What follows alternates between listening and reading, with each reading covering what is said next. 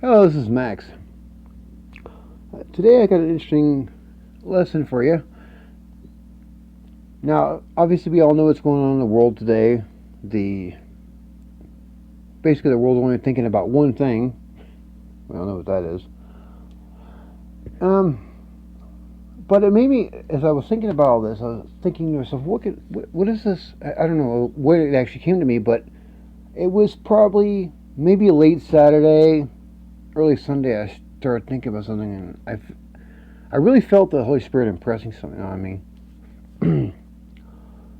And it was like one of those shotgun bang. I don't know what you think.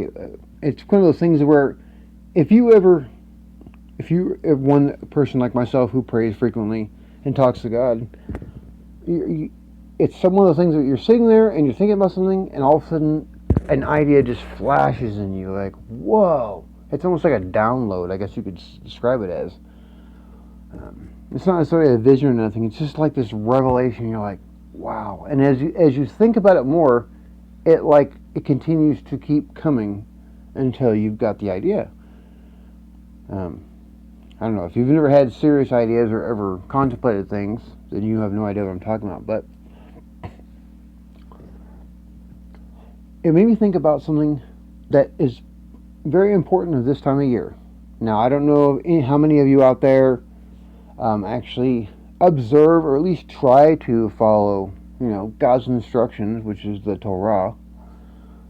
But and again, this is not about legalism. If I wanted to go into a discussion about that, that has to do with all the extra laws, and the what they consider oral law and all that. Anyway, I'm not going to go into that. I'm talking about what God says. Just the first 5 books of Moses, not somebody's interpretation of it. Just basics. One of my favorite stories and one of my favorite studies has been the book of Exodus, and really the Torah as a whole, but it's the book of Exodus. When I first became a Christian, I don't know why, but I felt the need to open up that book first. And now I've been a Christian for a little bit, but when I actually opened the Bible and started studying it, I started studying Exodus. Don't ask me why the Holy Spirit led me to that. Maybe because it was, and whatever reason, it's still important to me. It's one of my favorite types of stories. The whole journey through the wilderness, all of it. It's symbolic. It's all of us. We all go through our own exoduses, and then to our promised land. But anyway, as I was looking at the story, if anybody knows this, I think it was. I want to say it was. It was April 8th. Okay, that was the night. At evening was the Passover. Okay. And if you know anything about Passover, the Passover lamb, and then after that, it was 7 days of unleavened bread people ate, and it was the story of the Jews leaving Egypt and on their journey to the Promised Land. Okay, well, let's start back to the point where, why did this happen? Okay, well, back in Genesis, Abraham was promised, or Abraham was told a vision by God, said, in the future, you should become a great nation, and you should go into Egypt, and you shall be oppressed 400 years. And then afterwards you come out.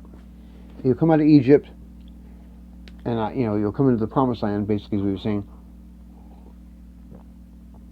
Okay, well, when Abraham was given that prophecy, 430 years later, the Jews are in Egypt. Okay, they became a large family. They went in with Jacob. 70 people went in with Jacob because Joseph invited them to come live with them because it was a famine. So there were 70 people in that family. Well, when they came into Egypt, about 4 generations later, which was about 220 years around there, at that point they'd been so severely oppressed. I mean, eventually a Pharaoh came along who didn't know Joseph, didn't care, and they put him into slavery. But by the time that Moses, he lived as a king for 40 years, he was in the wilderness for 40 years, and then God gave him a vision and said, you're going to lead my people out. So when this came to pass, it had been roughly 430 years from the prophecy that Abraham was given, and about 200 plus years that the Jews had been slaves in Egypt. Actually, slaves. They had no freedom. So, anyway, God began to send plagues upon Pharaoh because Moses came to him and said, "Look, let my people go. We want to go out in the wilderness for 3 days journey and worship our God." And Pharaoh says, "What?" He said, "Get in the back of the line, man. I don't care about you." He says, "That's stupid. Yeah, I'm going to let all my entire free work crew leave." So he said, "No, it's okay."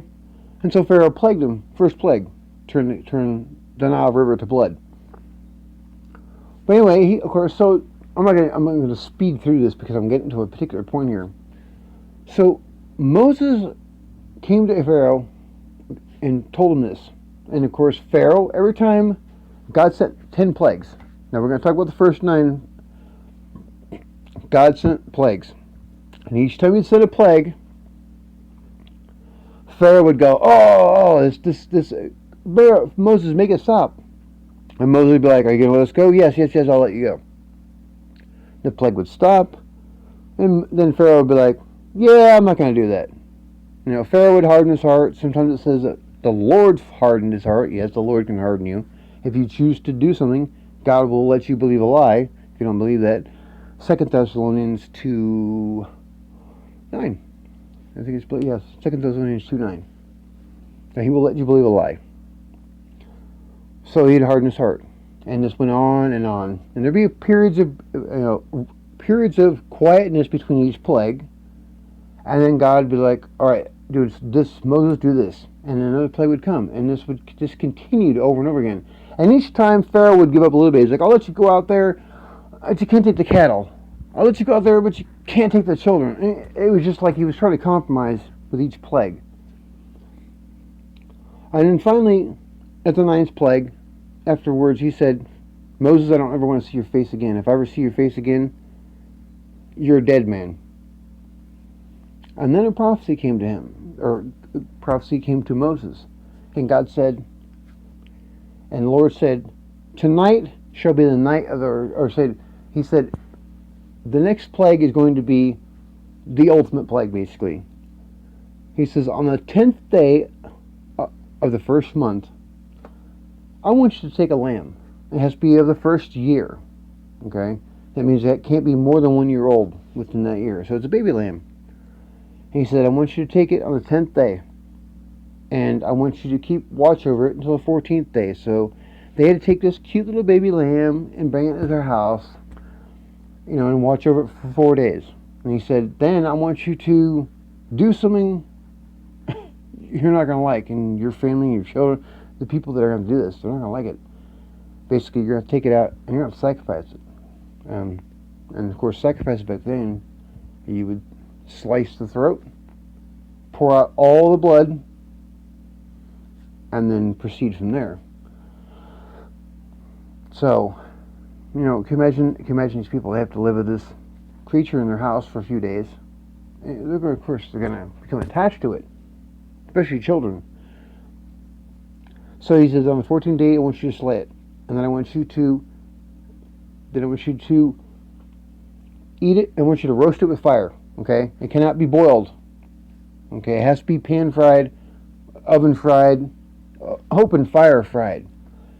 And he says, and if it's too big of a lamb, if it's too much meat for your small family, then invite your neighbors to share one, and you guys will eat of the same lamb. He says, and if there's anything left over in the morning, I want you to burn it with fire. If there's no leftovers in this case, burn it up. And he says, and then I want you to take unleavened bread. Basically, I want you to mix your water with your flour, roll it out real quick, and put it in the oven. Don't give it any time to rise. Don't let it eat. Because, I don't know exactly how they cooked bread back then, but yeast was actually kind of a mystery back in the day as to why bread rose. And at least for the most part. I mean, until even with the invention of beer. The Germans, when they first came with their idea for beer, They had three ingredients: barley, water. It was supposed to be barley, water, and what's the third one? I can't remember now. Oh, it's barley, water, and I can't remember what it was. But they only had three ingredients until they realized there was yeast, and they're like, "Oh yeah, yeast. Okay." So, it was barley, water, and hops. They had no idea about yeast. It wasn't really until I think it was Louis Pasteur who actually discovered the yeast bacteria. So people didn't really know why bread rose. But basically, God's saying, I want you to make this bread, and I don't want you to give it time to rise. Cook it quickly. And then he says, then I want you, and this is where I'm going to kind of focus my energy on, I want you to eat bitter herbs with that lamb, with this whole little meal. And of course, in Hebrew word, the word for bitter herbs there is the Hebrew word maror. I think I'm pronouncing it right. It's maror, or mar. And it basically means bitter, pain, suffering, affliction, illness, I guess you could say, unpleasantness, sin. So it has a negative contemplation to it. And he says, and I want you to eat this entire meal with your shoes on your feet and your staff in your hand, because this is the Passover, because tonight I'm going to send a very unique plague through Egypt. Okay? It's almost like you could say it was God's biospecific affliction. We'll say that. Biospecific plague. Because it says it's only going to kill the firstborn sons. So sure enough, and he says, I left one part out, that they would take the blood of the lamb and they would take it and put it in a basin and spread it upon the doorposts. That's the lintel and the doorpost. That's the top portion of the door and the side portions. And he says, because I'm going to pass over Egypt tonight, and I'm going to kill the firstborns. And if I don't see the blood on the door, your firstborns are all dead. So they did what he said.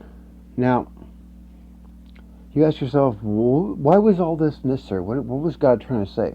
And if you look at Jewish traditions and stuff like that about Passover, and believe me, I've been celebrating Passover myself since 2001, and every Passover has been different because I learn more about it each year. And I try not to follow what they do, because they eat a lamb shank and all that stuff. I eat a lamb. I already have a real lamb. This is symbolic to me. Okay, so I always go out and buy the lamb every year and cook it. If you go to a Jewish tradition one, they have a lamb shank. They don't even eat it anymore because they can't sacrifice lambs. Well, they're still living under Old Testament law where their Messiah never showed up. Well, mine showed up. Mine's symbolic. So we eat lamb. So they do whatever they want. But the fact is what was the reason for all these particular things? And if you read all the literature behind it as to why Jews celebrate Passover and stuff like that, basically they're leaving the unclean and becoming clean. Okay, they're purifying themselves to go off to meet God, to get better and cleaner and purer, to get closer to God spiritually and move more away from earthly things. That's what this is. It's a cleansing ceremony to them. Well, they're absolutely right. They don't realize how right they are, and how much they've actually don't realize how much we've missed. And like I said, I've missed a lot of it. Until recently, even I missed the ultimate idea behind this. Well, think about this. They take a spotless lamb, okay?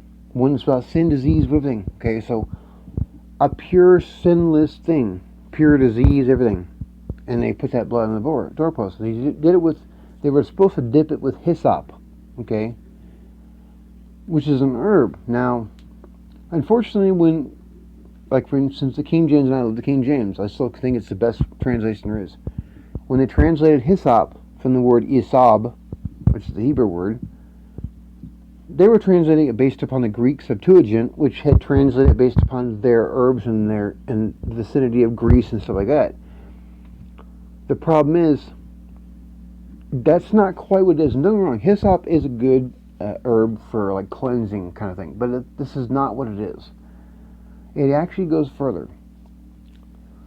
Hyssop most likely was an herb called Syrian rue. Okay, now that grows pretty plentiful in the Middle East. It's almost considered what's the word I'm looking for? It's almost considered a invasive species because once you plant it, it begins to go everywhere. It's a desert plant. It can thrive in the most extreme conditions. If you've watched some of my other videos, I've talked about this. It's a cleansing herb. It basically helps to get rid of. Number one thing it's used for is worms. It is a powerful what's the word I'm looking for? I think it's called it's not coming to me. It's a powerful anti-dewormer. Basically, it's a dewormer. But research over the years has shown that it doesn't just take out worms. It is a very powerful, extremely powerful antiviral, antifungal, antibacterial, anti-mold, anti a lot of things. It's like there's something special about it, really. It literally almost goes, what it almost does, it goes in and it reprograms genetic code to like search out bacteria and all that stuff. When they've actually tested this deep in the lab, it actually, I know this is kind of crazy, but it supposedly helps to body to resonate back at 8 hertz, which is supposedly the magnetic field of the Earth. And bacteria and viruses and all that stuff, they can't handle that low frequency. They die. They handle higher frequencies. And if you look into the research behind this, diseases and all the things that affect us in a negative way, all these small microscopic things, they do it because they resonate at a higher frequency. So when you introduce the body to a lower frequency that it's supposed to be at, they can't survive. Okay, so they took this herb, they dipped it in the blood and sprayed it on the door. Well, they also, it says they ate bitter herbs. Well, the Syrian rue is a bitter herb. If anybody knows who's even ever tried it, it's a pretty popular thing in like Middle Eastern cooking. Look into the concepts behind, and you'll find out that the Saudi Arabians use it, the Iranians use it, a lot of people around there, and I think some of Israel uses it, but a lot of countries throughout the Middle East, even up to like northern Egypt and stuff like that, still use this plant to this day, and they consider it a great healing herb, all stuff like that. It wards off evil spirits, according to them. I don't know if that's true, but what I'm saying is that they understand the medical value of it. And because it has chemicals in it called harmaline, beta-harmaline, and all these active compounds in it are very unique. So they took this herb. Well, it said bitter herbs. Okay. Now, if you look deeper later on into the Old Testament, you come across Exodus 13 and 14. And the reason I'm getting through the story, why am I talking about the Exodus?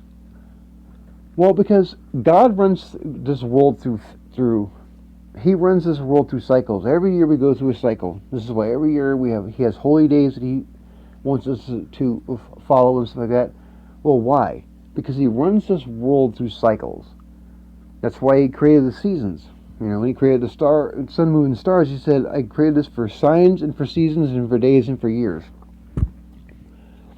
Well, He has a reason why He did this, and a lot of things happen in cycles. Every year, certain things kind of happen every year. Well, the reason why He does this is because the cycles of this are pointing towards it happening again. Well, we're in a very similar type of situation that the Hebrews were in Egypt back then. And again, we're right around this time of Passover. We're just a week or so off from when it happened. The days of unleavened bread ended about 4 or 5 days ago. So, what was the purpose of this? Well, these bitter herbs were able to kill off any disease in their body. Bacteria, viruses, all stuff like that. They were eating these herbs as a medicinal cleansing. It was like they were cleansing themselves as they were leaving Egypt, because Egypt was a type of sin, wickedness, disease. And so they left there, and they left it with a mixed multitude. So it wasn't just Jewish people. There was a mixed multitude, which means there was other people living in Egypt, Egyptians, and perhaps other nationalities over there, and saw those plagues and said, we're leaving with you. We want to worship your God.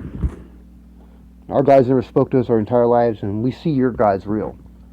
And so when they left, they went out, instead of going towards the north, which would have been the easy way, going up along the coast into the Gaza and that area, God took them into the God took him into the wilderness of the Egyptian Mount Sinai Peninsula, or Mount Sinai Peninsula.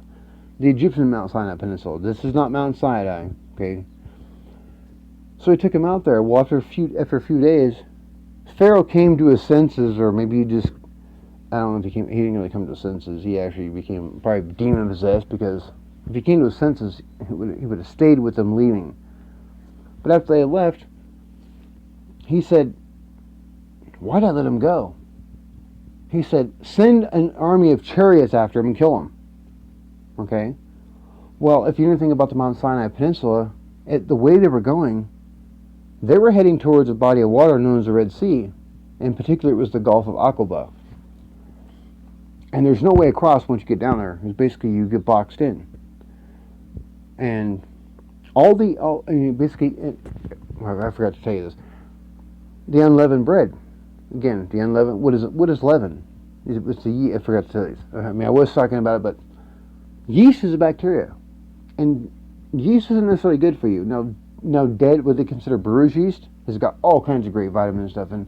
And yeast does provide a lot of nutrients, but the bacteria itself is bad for you. The part of it that multiplies and consumes is not necessarily good for you. Ask anybody who's ever had a yeast infection, or yeast infection in their mouth and private parts or their stomach.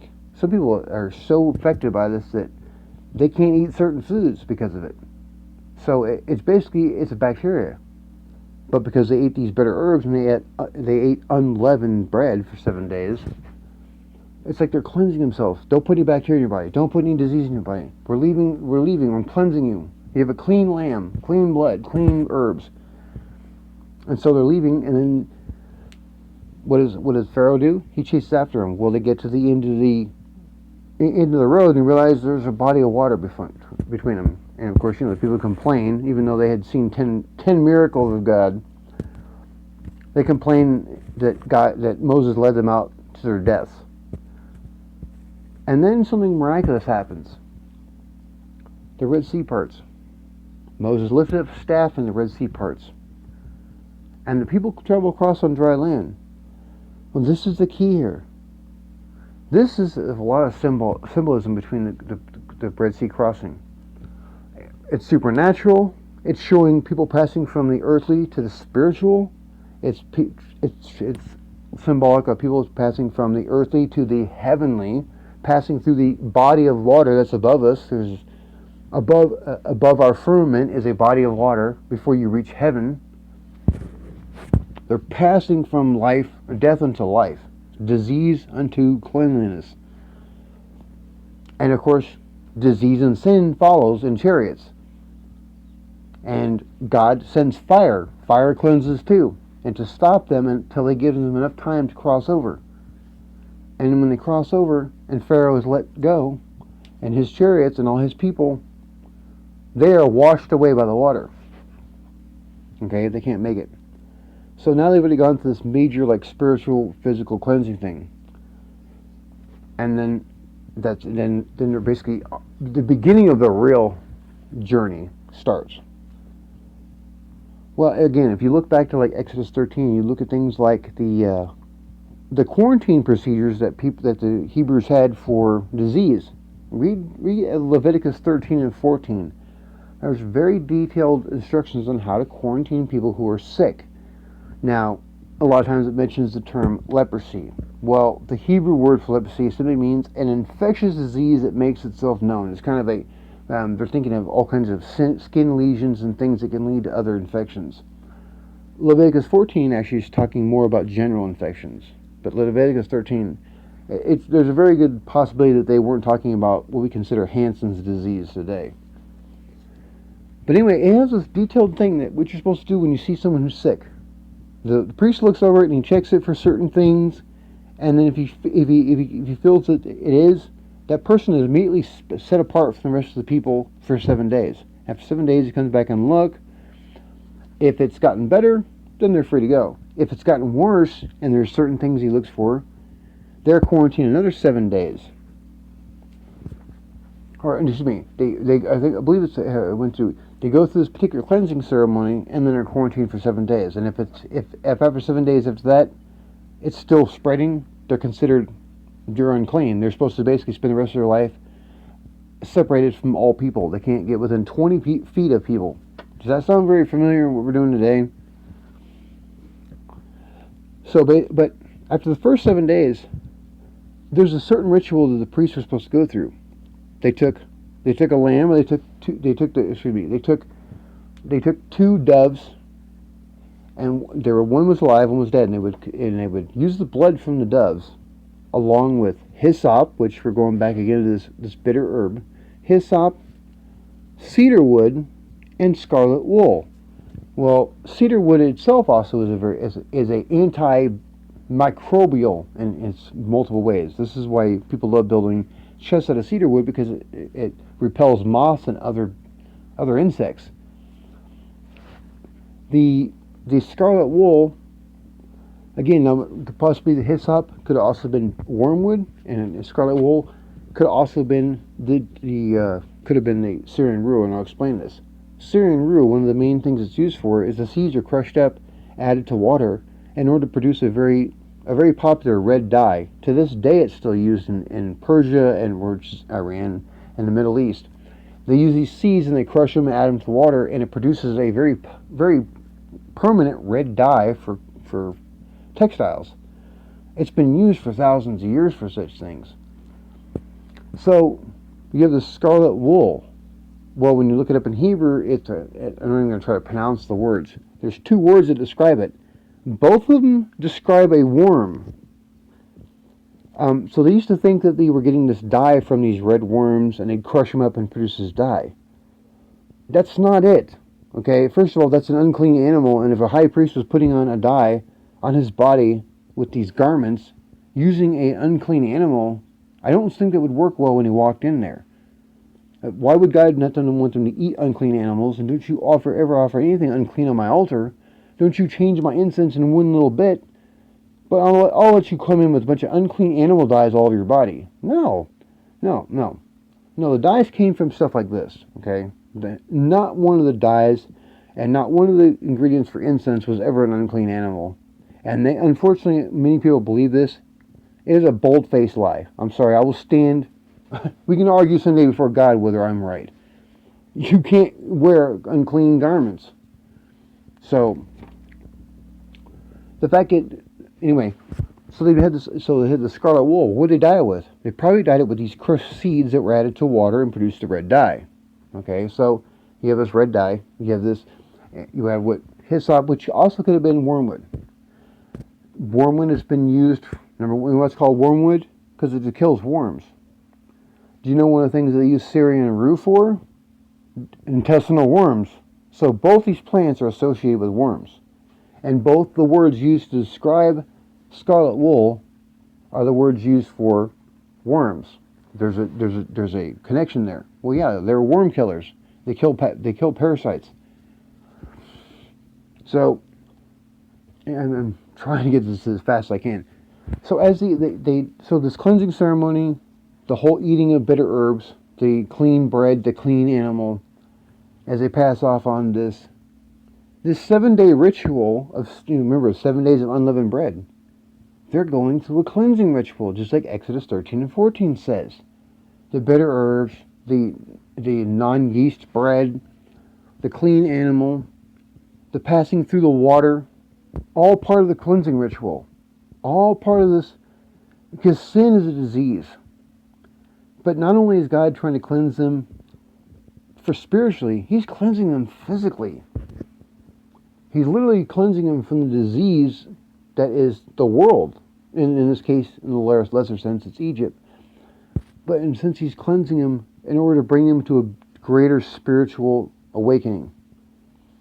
And why am I telling you this? Because the world's going through this right now, and it's going through it in a different way. The whole world's being quarantined. The whole world's passing through this flood of chaos right now. Okay? We've got an oppressive Pharaoh telling us that we can't leave to go worship our gods. Churches are closed. Am I making any sense here? We're literally living through another Exodus right now. We have oppressive pharaohs telling us that we can't do things the way we want to, that we can't leave. And we are being hit with plagues.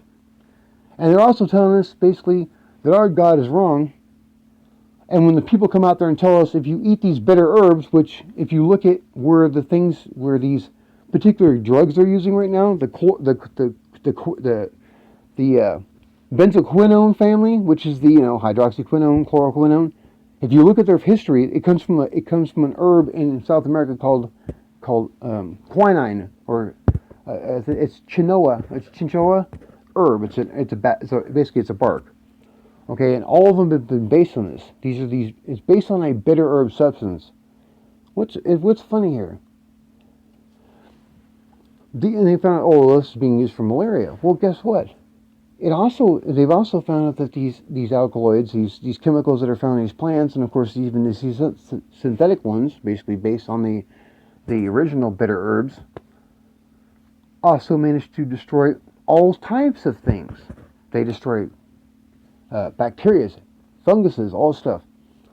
The same thing with the harmaline. They found out that it kills all types of these negative, I guess you could say these.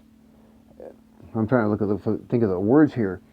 All these diseases of all sorts are killed by things like this, and things like even like wormwood, which you see in the Bible many times being mentioned as God made them drink the water of gall or the water of wormwood. Blah blah blah. What is that? Again, it goes back to this ritual of cleansing.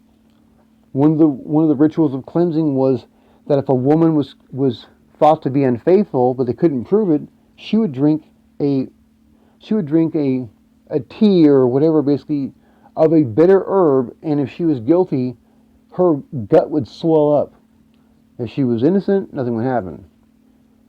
What were they giving these people? What was Jesus given on the cross? He was given vinegar on the end of a hyssop. He's literally following the cleansing ritual. Why? Because that's what he had to do. He was trying to cleanse the world from sin. So we look at all these things, and we're literally going through the same type of exodus, and people are fed up. And what's happening? No one's going to pay attention to the other plagues that are going on in the world. If you look around, there are locusts that are eating entire nations worth of crops in Africa. There's been locust swarms in the Far East, and basically over there by India and stuff in China. There's floods going on. I mean, if you look at some of the things that are going on around the world that they're not telling you about, it's almost like we're going through this exodus again. Do you see all these multiple plagues, just like Pharaoh? And look what they're doing. They're not letting people go, and they're dismissing eating of bitter herb, chemical type substances, and telling us that we need to inject more blood into us. Look into what they're trying to give us. Look, the big V word. What are they trying to give us? Look what's in those. It's more abominations. They're trying to inject us with more abominations. And people are not having any of this. We are going through another exodus, and I don't even think it's even reached its peak. I have a feeling we're going to see an ultimate exodus this same time next year. God's like, we're going through the rehearsal drills right now. This is God's beta test. Because in the Bible it says that we're going to go through another exodus. That it says there was a great wonder in heaven. This is Revelation 12. There was a great wonder in heaven. A woman clothed with the sun and the moon at her feet, and a crown of 12 stars above her head. Well, who's that? It's Israel. And it says, and I saw another great wonder. A great red dragon having 7 heads and 10 horns and 10 crowns upon his head, 7 crowns upon his head. And he waited for the woman to give birth because she was in pain. And it says, and she brought forth a man-child who was to rule the nations with a rod of iron. And the dragon was waiting to destroy the child as soon as it was born, but it was caught up into God. Well, we know that this is we look at the ultimate fulfillment of this. That was Christ, right? Out of the nation of Israel, a man-child was born that would rule the nations, and the devil tried to destroy him the moment he was born. It also goes back to Israel, because the story has a relationship with Israel itself. Because Israel, I think it's in Hosea chapter 8 or 9, it says, it basically says, I shall call, he says, out of Egypt I shall call my son. And it's talking about Israel. Okay? Israel was God's son. And what happened? As soon as Israel left, within 3 days, Satan sent a horde of people after him to destroy Israel. And what happened? So yeah, what was the first prophecy? Hosea chapter 11 verse 1 says, when Israel was a child, then I loved her and called my son out of Egypt. Now we know that Christ was called out of Egypt after Herod died. But the first time this was fulfilled, this is back in, this is a prophecy for the future, but it's also looking back at the past. Because Israel was God's son, called out of Egypt. And they were living in Egypt. And the Pharaoh, the dragon, tried to kill them. And what happened? God caught them up unto heaven, in essence. Why? How did he do that? He destroyed the devil's plan in the Red Sea, and the people passed through from death to life, to physical to spiritual. You see the connections here? And if you look to Revelation 12, it's funny, Exodus 12, Revelation 12, we're going down the same path here. When the devil tries to destroy the child, it's taken away, and then what happens? It says, then it says there's a war in heaven. The devil and Michael with his angels fights against the devil and his angels. And then the devil's kicked out of heaven. And what's the first thing the devil does when he comes down? Well, he's super angry because he realizes he has but a short time. And he goes to make war with those who come from the woman. And they have to hide in the wilderness for 3.5 years. Another Exodus. Well, the devil attempts to destroy them by sending a flood. It says a flood. Well, it could be a flood of a lot of things. And it says the earth opens it up, swallows it. But do you see the connection between this future event and the fact that this is happening? The past it happened in essence, half this happened in the essence when it came to Christ almost being the ultimate Israel, and then happening again. At some point, the devil's going to lose his power. I think the devil is on the verge of losing his power. I think the reason why we're seeing all this right now is because the war in heaven, and it always happens this way. Anytime there's wars going on in the spiritual, it pours over into the physical. We know that if you look at some of the prophecies from Daniel and stuff like that, you see that every time there's something going on in heaven, it manifests itself in the earthly realm. And this is a worldwide thing. Are plagues of? I mean, do you think this is of God? And fully, it seems to me that lots and lots of hints are pointing out that this problem that we're all experiencing was man-made. I'm not going to go into details. If you know what I'm talking about, that's fine. If you don't, this is not something that was haphazard. It didn't happen by accident. Okay? And everything that's happening with it is literally just trying to destroy everything. But what's happening? Yes, we're not allowed to worship the way we want to do. We can't even go to church. But then again, think about this. All those false apostate churches and stuff like that, they're bankrupt now. The devil sent us all home, took away our jobs. Guess what? Now people get to spend more time with their family. So there are positives within the negative. And I think it's going to continue this way until eventually there's a revolt. And we're going to end up experiencing a true exodus where I have a feeling that God's people overall are going to have to exit from this world and hide. Not all of them are going to be able to hide because plenty of people lose their lives. But we're going to have to hide for 3.5 years because the devil is trying to pull another, he's trying to do what Pharaoh did.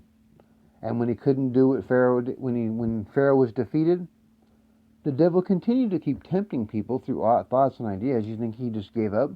The people kept murmuring against Moses. Eventually, the King Amalek and his people came against Israel. And they're considered almost the battle they have there, and I think it's I believe it's Exodus 17, the battle that he has with Amalek. It's a type of ultimate battle between good and evil. Okay? So, again, this is happening again. Guys, look into it. With everything from the bitter herbs to us cleansing ourselves from this world, we're trying to get away from a diseased world. A diseased world. And this world's trying to play this game where all this is going on. And I think a lot of the reason why we're being stuck in our houses is because God is forcing rest on His people. Because we refuse to rest on His Sabbath day. We refuse to observe His holy days. For the most part, some of us do. We refuse these things. And now He's forcing us to rest.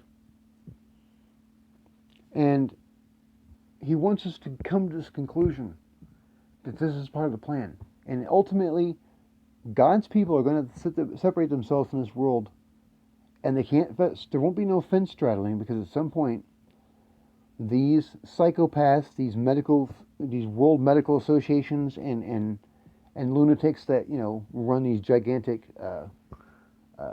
technological companies who think that they can stab everybody with a dirty needle. They're playing it. You can see it. You can see it. They want everybody to be under one currency, one system, one religion, so you can't do anything without them being in full control. We see it now. It's not even. The blinders are off. Whatever they were hiding behind, it's open now.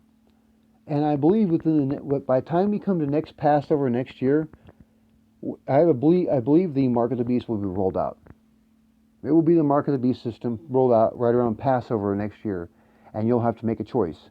Are you going to exit Are you going to exit like the children of Israel did, or are you going to stay in Egypt? That's your choice. So, I hope you enjoy this teaching, and I know I'm kind of seem like I'm a little bit over the place. I'm shooting from the hip here. I usually have a tendency to write out little summaries and little footnotes and stuff for me to keep track on. This is all just off the top of my head here. I'm just rehearsing what I remember.